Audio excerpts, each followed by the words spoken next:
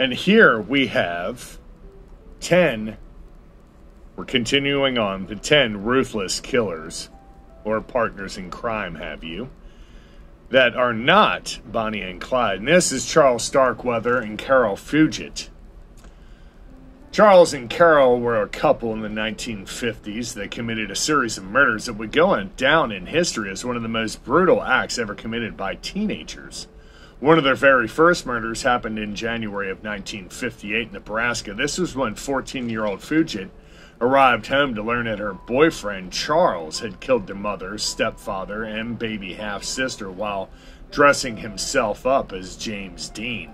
As you can see, there he is pictured. 19-year-old Starkweather and Fugit remained in the house for 6 days, turning away all family visitors.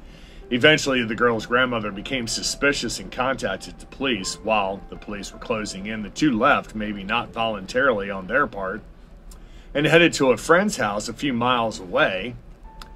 That they then began a long killing spree. When it ended, after Starkweather was caught, another 7 people were all dead, including 2 teenagers and a husband and a wife. It was actually believed that Fugit was not an active participant in all these crimes, but rather a hostage by her boyfriend. However, some witnesses also claim to have seen her taking part in these killings, making her an accomplice.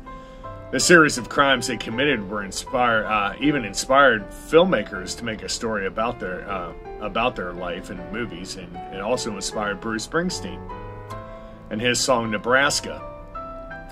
Talk about partners in crime.